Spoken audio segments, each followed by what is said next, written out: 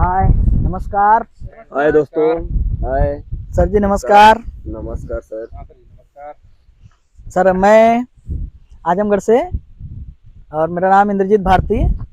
बहुत मैं अच्छा सर। युवा समाज सेविक आप लोगों के बीच में और कुछ बताने के लिए आया हूँ जी सर। जो हमारा इतिहास बताता है जी कि हिंदू शब्द कहाँ से आया हुआ है, जी हिंदू शब्द का मतलब क्या होता है, उसका अर्थ क्या होता है। जी और आपको हम बता दें, हिंदू शब्द का जो अर्थ होता है उसका अर्थ होता है लुटेरा, जी जी। डाकू, हत्यारा। अंधविश्वास। अंधविश्वास नहीं, लुटेरा, हत्यारा, भगौड़ा, डाकू, चोर, बदमाश, यानी हिंदू शब्द का अर्थ होता है जो कि हमें मिलता है, हर एक किताबों में मिलता है। जी तो इन लोगों का इतिहास के बारे में हम बताएंगे कि हिंदू शब्द कहाँ से आए, कैसे आए जी। लोग। ठीक है साहब, आइए हम बताते हैं आपको। ठीक ठीक ठीक। तो हमारे, थोड़ा विस्तार से बताएं सर। हाँ साहब, हमारे हमारे देश में, भारत देश में एक सिंधु घाटी है। जी जी जी। सबसे पहले आर्य सब वहीं आए, समझ रहे हैं साहब। वो सिंधु घाटी सभ्यता। आर्य वहीं आए, वो आर्य नहीं थे, समझ रहे हैं साहब। वो सब बदमाश थे, वो सब चोर थे, वो सब लुटेरे थे, समझ रहे हैं। जो लूटते थे और चोरी करते थे, बदमाशी करते थे, उन लोगों का यही काम ही था। वो जब वो आए सिंधु घाटी में, तो सिंधु घाटी में देखा उन लोगों ने कि बहुत ही सुंदर थी। जैसे आज ये माहौल दिख रहा है कि बहुत सुंदर दिख रहा है, समझ रहे हैं। क्योंकि हमारे जो भारत देश को सोने का चिड़िया पहले बोला जाता था, तो वो सब वहाँ पे आया और आने के बाद उन्होंने देखा कि सिंधु घाटी जो है वो बहुत ही सुंदर दिख रही, बहुत ही अच्छा दिख रहा है। और उन लोगों का मन उस पर आ गया, उन लोगों का दिल उस पर आ गया। उसके बाद होता क्या है कि जो सब बाहर से आए हुए थे, सब जो डाकू लुटेरे सब आए थे, उन्होंने एक षड्यंत्र रचा।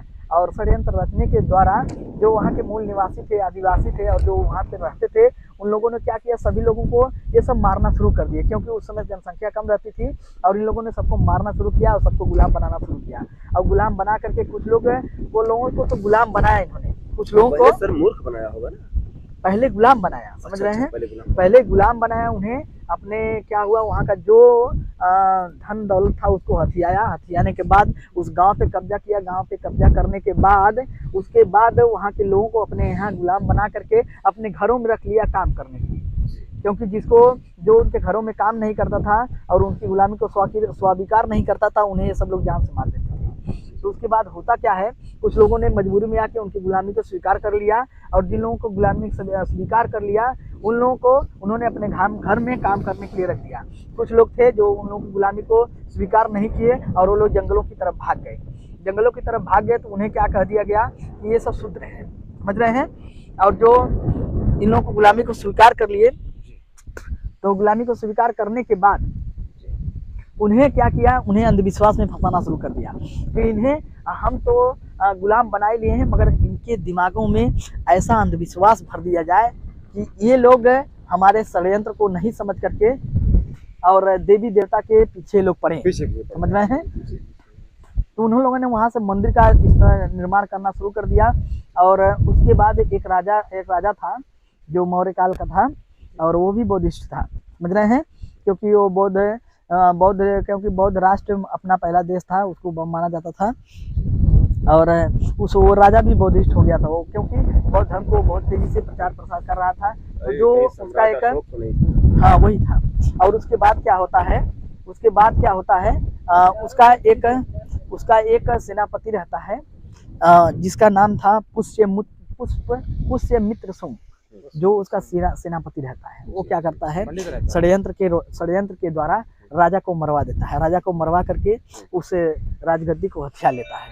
और हथियाने के बाद वो क्या करता है, जब राजगद्दी को हथिया लेता है, शासन को अपने अधिकार में ले लेता है, समझ रहे हैं।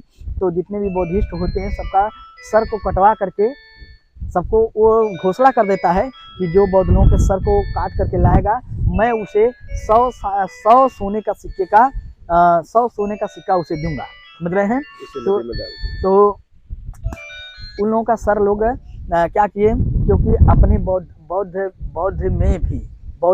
में भी क्या किया उन लोगों ने, बौद्ध धर्म में भी उन लोगों ने अपने लोगों को, जो ब्राह्मण थे, उन लोगों को बौद्ध बना करके अपने में भेज दिया, बौद्धिस्ट बना करके। क्योंकि उनका क्या किया, सर को जैसे बौद्धिस्ट लोग छिलवाए रहते हैं, तो उनका सर को छिलवा दिया और फिर उसके बाद उनको लाल जो कपड़ा होता है उसको पहना करके उन्हें बौद्ध बना दिया। समझ रहे हैं, ये षड्यंत्र थी, उनका चाल था। समझ रहे हैं। और उसके बाद ये लोग हमारे बीच में, हमारे लोगों के बीच में गए, बौद्ध लोगों के पास गए, उनका धीरे धीरे क्या करने लगे, उनके सर को काट काट के ला करके राजा के पास देने लगे। समझ रहे हैं। राजा खुश होकर के उन लोगों को बहुत इनाम देता था। समझ रहे हैं।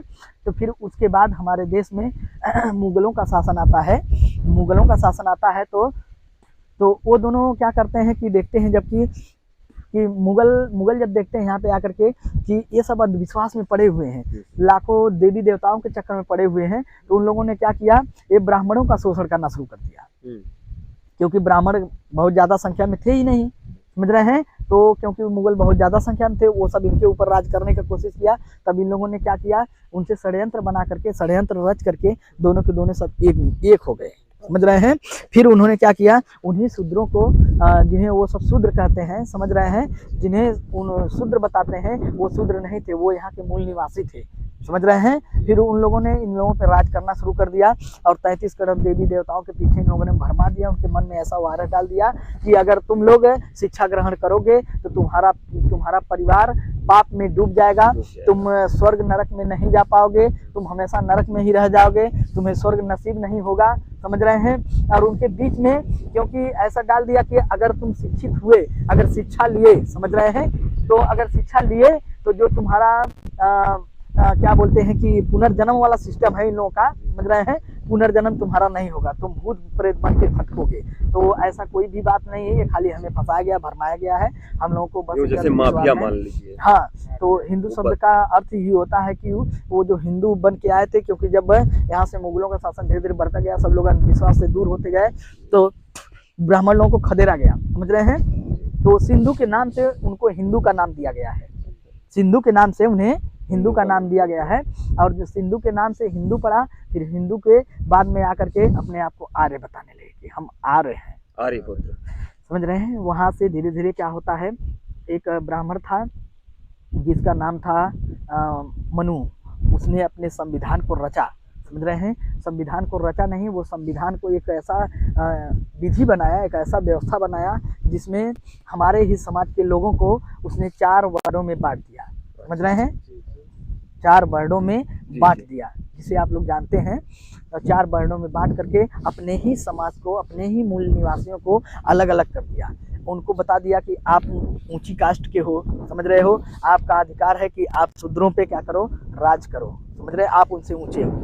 मेरा ही भाई को उन लोगों ने क्या किया, एक अंधविश्वास में बना करके, ठीक है, उनको एक लोगों को बड़ा कर दिया, एक लोगों को छोटा बना दिया। समझ रहे हैं। और यहाँ पे जो 85% वाला जो बात आती है, 85% में हम सभी लोग एक ही हैं, मगर हमारे बीच में इतना बड़ा मतभेद पैदा कर दिया गया है, इतना बड़ा अंधविश्वास डाल दिया गया है कि हम लोग एक दूसरे से लड़ते रहते हैं, खाली जात के नाम। मेल नहीं। उन लोगों ने यही चाहा कि इन्हें अगर जात में जब बांट दिया जाएगा, ठीक है, तो ये दोनों लोग, ये सभी लोग एक नहीं हो पाएंगे और ये लोग हमारी गुलामी को स्वीकार किए रहेंगे और अंधविश्वास में पड़े रहेंगे। समझ रहे हैं। और उसके बाद इन लोगों का आज तक यही शासन चलता हुआ आ रहा है। सर मगर जी सर, हमने सुना है कि ये ब्राह्मण जो होता है यहाँ से पैदा होता है, सर से पैदा होता है, क्षत्रिय भुजाओं से पैदा होता है, वैश्य यहाँ से पैदा होता है पेट से, शूद्र पैर से पैदा होता है। साहब, हम जहाँ तक जानते हैं साहब, और जो हमें विज्ञान बताता है, हम लोगों ने आज तक देखा, लगभग मेरी उम्र 30 साल हो गई और आपका भी 40-50 के करीब होगा। आपने कभी ऐसा चीज देखा कि किसी के मुख से कोई लड़का पैदा हुआ हो? जी ना। या गाय भैंस या बकरी को कभी ने देखा कि जो मुख से किसी जानवर को पैदा कर रही है, गाय बकरी भैंस है? मैं यहाँ तक समझ पा रहा हूँ सर कि जैसे लगा है इंसान को जातियों में बांटा है, मेरे समझ से बाहर है कि इंसान सभी एक है और जातियां होती है जानवरों में, क्योंकि जानवरों के पैर से, जानवरों के गोबर से आप जान लेंगे किस जानवर का गोबर है। क्या इंसान के गोबर से जान लेंगे किस जानवर का है? नहीं, राइट सर जी, ये आपकी बहुत बड़ी बात है। और जहाँ तक हम जातियों की बात करें तो जाति हम देखते हैं पेड़ पौधों में, और गाय बकरी भैंस जानवरों में ये सब पाए जाते हैं, पेड़ पौधों में पाए जाते हैं। समझ रहे हैं। जातियों से नहीं, हम उनके मतलब पेड़ पौधों के डिफरेंस से देख सकते हैं कि हम पता लगा ये आम का पेड़ है, ये अमरूद का पेड़ है। समझ रहे हैं। मगर आदमी में कोई ऐसा नहीं है कि किसी के पास 10 हाथ है तो ये ब्राह्मण है, समझ रहे हैं, सबके पास 2 ही हाथ है, समझ रहे हैं। सर खून भी तो एक ही है, और खून भी सबका से भी एक नहीं ही बता मिलता सकते। है। तो ये खाली साहब हम बस एक अंधविश्वास से फंसाया गया है, समझ रहे हैं। जी, कि जो बनाने वाला था उस समय, मनुस्मृति को बनाने वाला था, वो बता दिया कि ब्राह्मण यहाँ से ब्रह्मा से पैदा होता है, सर से पैदा होता है। सर से पैदा होने की कोई चांस ही नहीं है, जहाँ तक विज्ञान बताता है, समझ रहे हैं। विज्ञान इतना दूर तक पहुँच चुका है कि अगर कोई इस अंधविश्वास को फिर अंधविश्वास में डालने का प्रयास करेगा तो विज्ञान उसे स्वीकार नहीं करेगा, समझ रहे हैं। तो जहाँ तक हमारी बात रह गई, तो हम लोग देखते हैं कि हम लोग जो SSD के माध्यम से लोगों के बीचों से, लोगों के दिलों से, लोगों के मनों से, लोगों के हृदय से इस अंधविश्वास को ख़त्म करना चाहते हैं। और हम चाहते हैं कि हमारे लोग जो 85% वाले हैं, समझ रहे हैं, चाहे वो आदिवासी हो, चाहे गरीब परिवार का शूद्र क्यों न हो, समझ रहे हैं, क्योंकि SC ST OBC सबको, इन सभी जो चारों कैटेगरियाँ हैं जो संविधान में दर्शाया गया है, चारों कैटेगरियों को ये सब शुद्ध बताते हैं, समझ रहे हैं। तो कहने का मतलब ये है कि जो 85% वाले हैं सबको ये शुद्ध बताते हैं। एक छोटी सी बात में सबको 85% को ये शुद्ध बताते हैं, अपने आप को सर्वश्रेष्ठ समझते हैं, समझ रहे हैं। तो ये सब गलत बातें हैं, वो सब सर्वश्रेष्ठ नहीं है, वो सब भगौड़े हैं, समझ रहे हैं। वो आकर के हमारे देश में क्या षड्यंत्र को रचे हैं और हम लोगों को मानसिक गुलाम बनाया है और आर्थिक रूप से भी गुलाम बना दिए, क्योंकि भारत सोने की चिड़िया कहा जाता था। यहाँ से बहुत सब लूट के लेके भाग भी गए हैं, मुगलों ने भी लूटा है और कंगाल बना दिया, और यहाँ के लोगों को गरीब बना दिया है, समझ रहे हैं।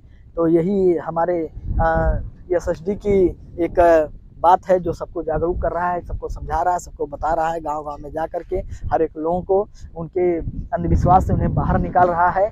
और जहाँ तक हम जानते हैं 2024 तक हम लोग पूरे हिंदुस्तान पे छा जाएंगे। बोलो जय SSD। आपसे मिलकर बहुत खुशी हुई सर, बहुत अच्छा लगा।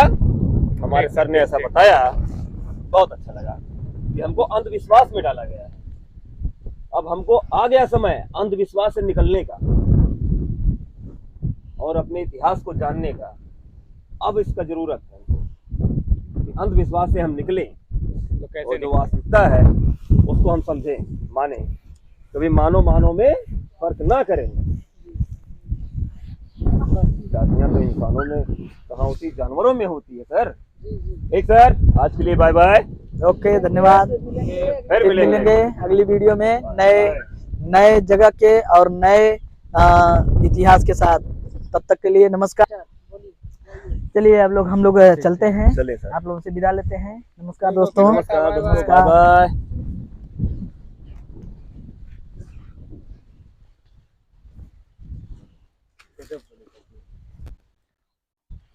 ये मैसेज जाएगा इससे, बढ़िया बनता है। ले लो।